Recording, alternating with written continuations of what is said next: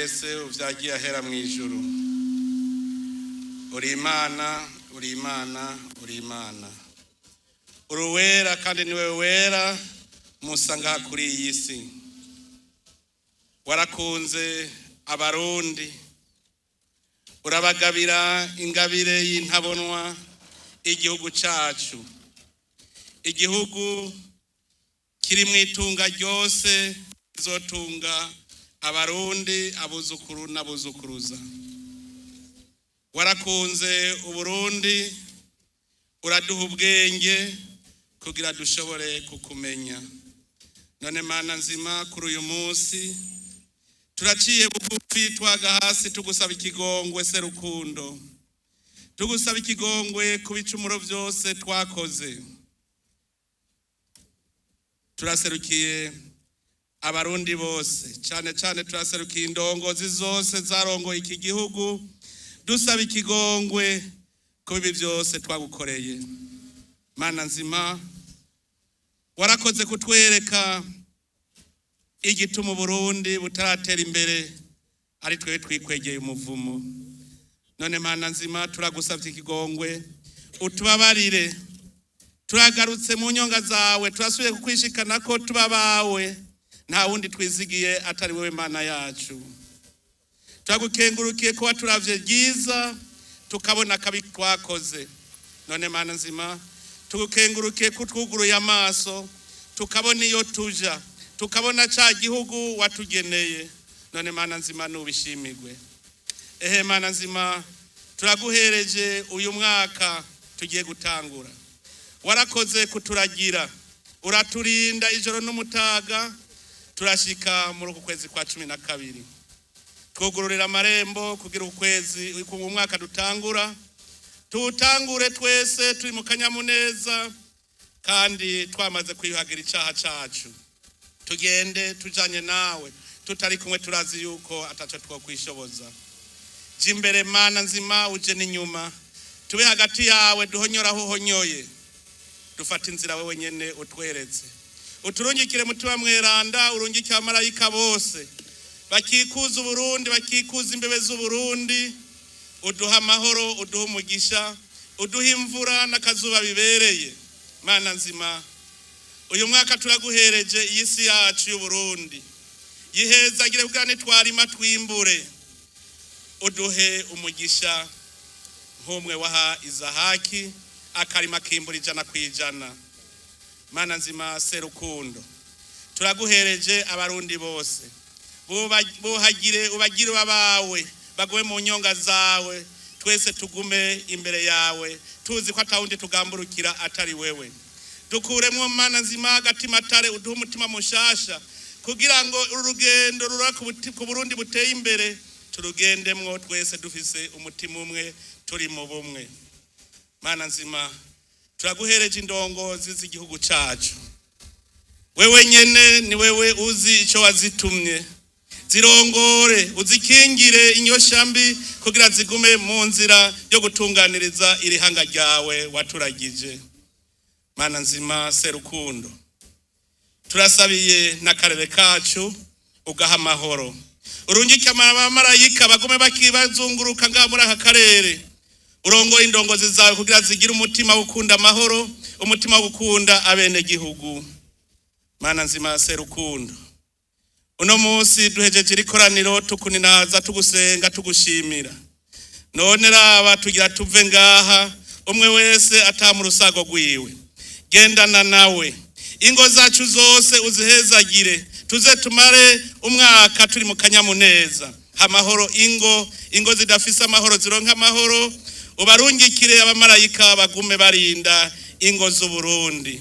Umwe wese ava ngaha ace mu nzira waharuye wewe nyene, inzira uhagiye. Abamarayika bawe bagendane natwe, baze bamarane natwe uyu mwaka tugiye gutangura ndetse n'ibihe byose. Niwe wadukoreye ivyiza dufise, tukuzeye ko nibizokurikira ku izina rya Data n'irya Mwana n'irya Mutima Mweranda. Amen. Amaya mahoro tokuririmbira Imana yono. Nagushimiza umutima wose, nakuririmbira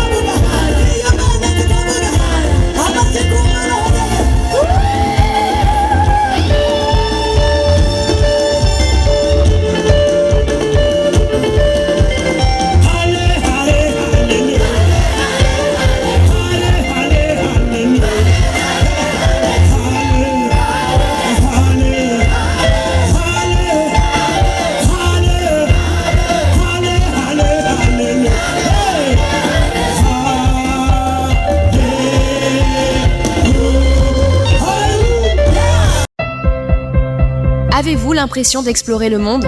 Holy Travel and Job Connect Agency facilite et sécurise votre voyage. Agence de confiance basée à Bujumbura, avec des branches à Gitega et Rumonge, nous sommes spécialisés dans la vente de billets d'avion vers toutes les destinations, l'assistance complète pour l'obtention de visa de visite, et spécialement pour Dubaï, le permis de travail et le visa de travail. Votre projet commence ici. Confiez-nous vos ambitions, nous nous occupons du reste. Holy Travel and Job Connect Agency pour un monde sans frontières. Contact pour informations ou affaires.